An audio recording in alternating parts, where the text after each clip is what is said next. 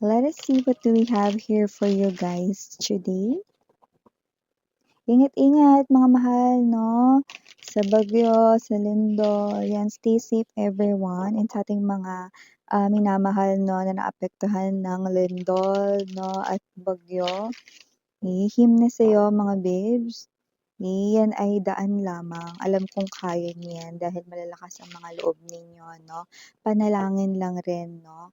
At syempre, kinakailangan din dito ng tiwala, no, na may bukas pang darating, no, at ito ay pagsubok lamang. Huwag kakalimutang tumawag sa taas.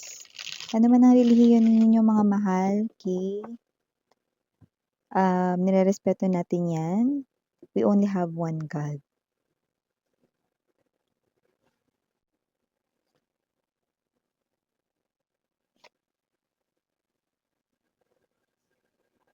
I do pick up that this is your energy. You are full of confidence right in here. You are someone here who gains a lot of strength. You're stronger.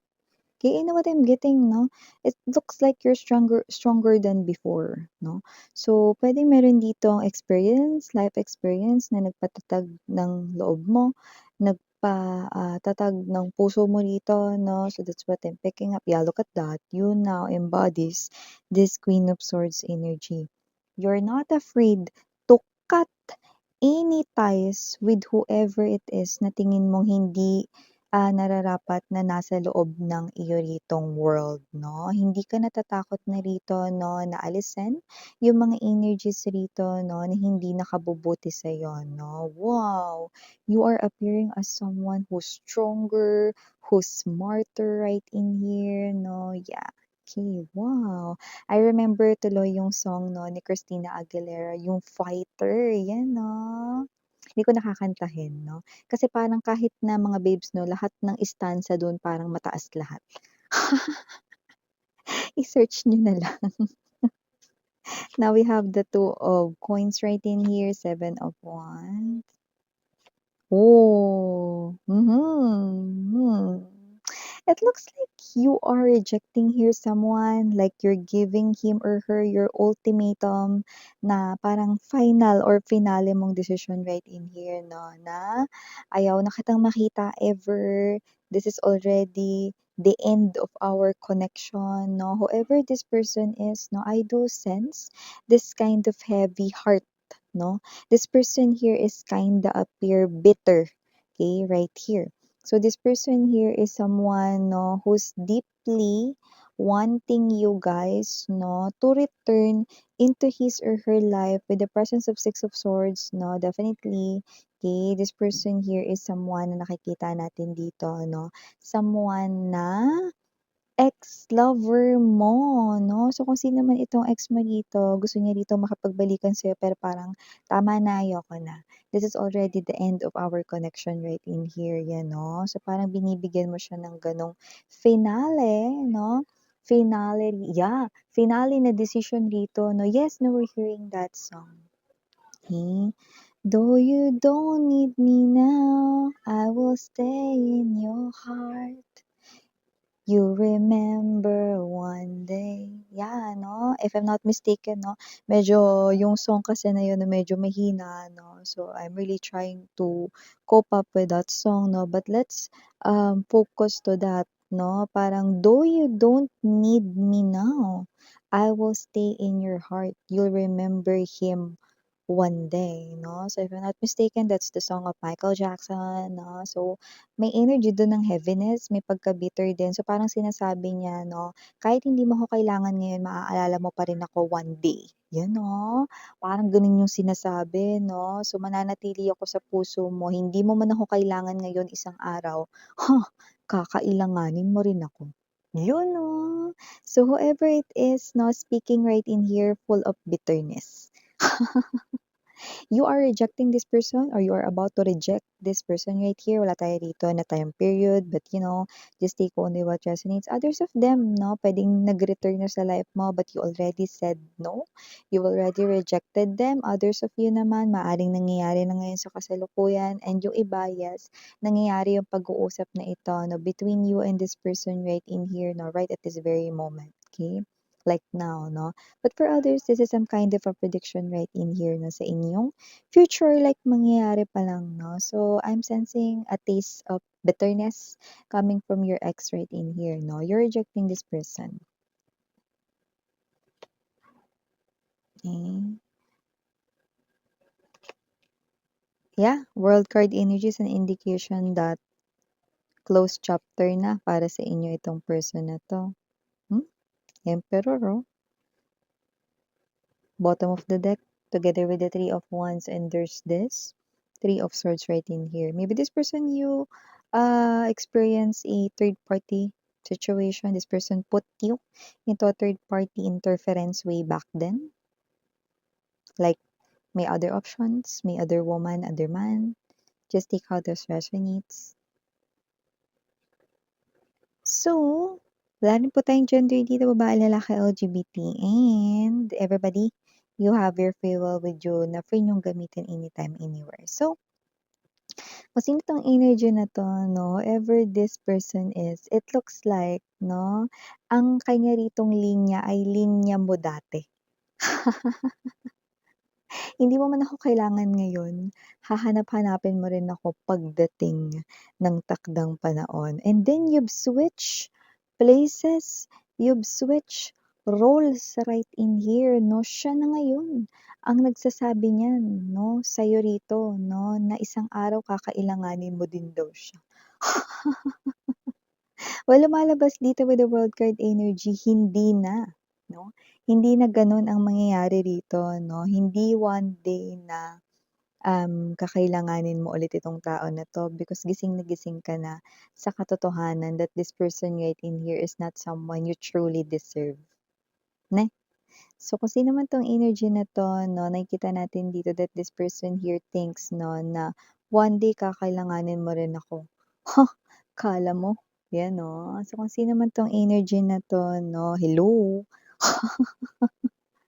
Isa lang yung masasabi ko sa kanya, 'no, tigilan niya na ang ganyang pagpapantasya, 'no, dahil hindi niyo siya rito kakailanganin one day, dahil sa kanya na nagtatapos ang linya na 'yan. 'Yun 'no, ang pinakanakakatakot na linya na 'yan, 'no. So, kung sino man 'tong energy na 'to, you are cutting Queen of Swords energy, 'no, this person here out of your life. You're cutting ties with this person right in here, and you do not care. Okay?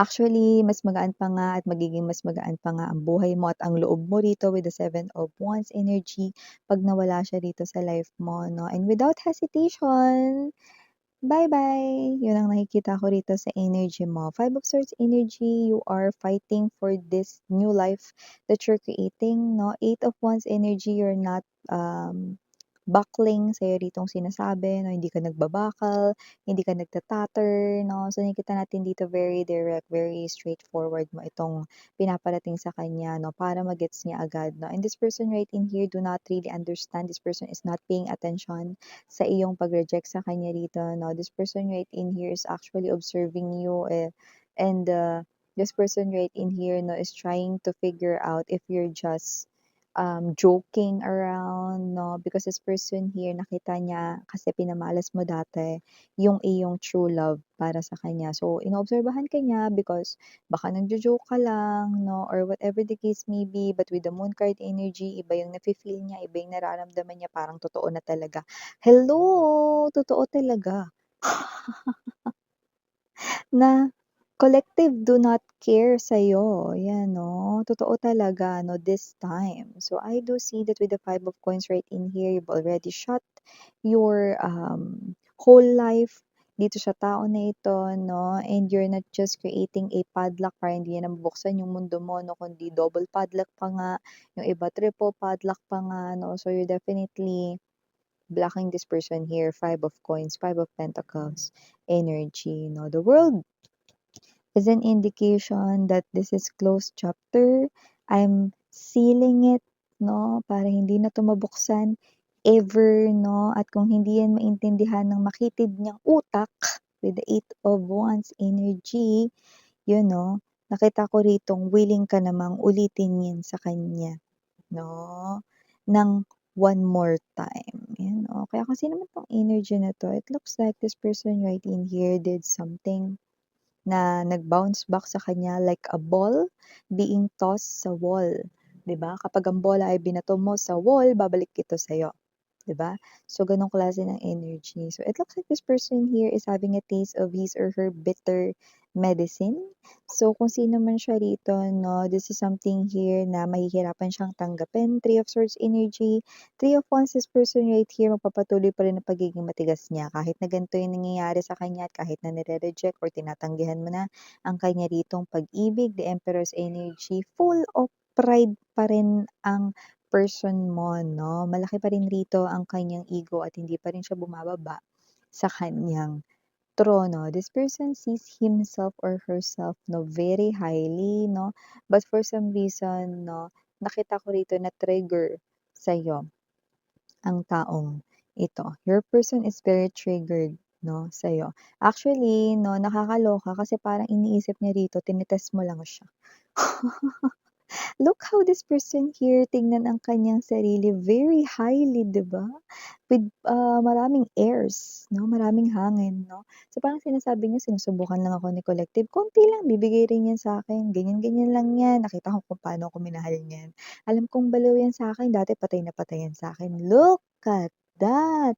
This person here has these horns, ano, punong-puno na nga ng hangin yung utak niya rito 'no, lots of airs 'no, meron pa siya ritong sungay, horns 'no, at ang tibay nung sungay hindi basta-basta puputol 'yan 'no. So may kita niya rito na habang tumatagal ang mga lumilipas na mga araw rito mga babes 'no, wala pa ring bumabalik na collective sa kanya. So para siyang ganito na yan 'no, parang may energy siya na wag mong sabihin na masaka 'no, parang Japanese word yun na parang in Tagalog 'no, parang hindi kaya or wag mong sabihin na si Collective talagang naka-move on na blah, blah, blah 'no, and yeah, late lang nag-sink in sa'yo, naka-move on na si Collective dito 'no, honto ni. Kaya naman kung sino man 'to like honto ni really, truly 'no, in Japanese 'no. So yun yun mga bebs 'no, kung sino man 'tong energy na 'to, I do see that this person here 'no, will go crazy as days pass by. Bakit walang collective na kumo-contact, tumatawag, naghahanap sa kanya kasi nga totoong ayaw niyo na sa kanya, kung ayaw mo na sa akin. Yeah, this person here will realize that you don't love him no more. No, I just don't love you no more. Yes. So, kung sino man 'tong energy na ito, nakikita natin dito that this person here is someone 'no, na because this is that kind of push and pull, okay? So, nakikita natin dito 'no, na magtatapos yung paghihintay niya 'no, na lumapit kayo sa kanya and this person here will do something in the future, okay? And that future 'no, kung ngayon wala siyang masyadong ginagawa 'no, for you guys 'no, expect na mas marami siyang gagawin 'no, 2026 'no, pero hindi yun agad-agad magsa-start 'no, probably it might start 3rd to 4th quarter 'no, gano'n kasi katigas yung bungo niya, eh. Bungo talaga yung term mong ginamit, Miss yan, eh. Yes, eh, 'no? Ang tigas talaga ng ulo nitong person mo, eh, 'no? Matigas yung bungo niya.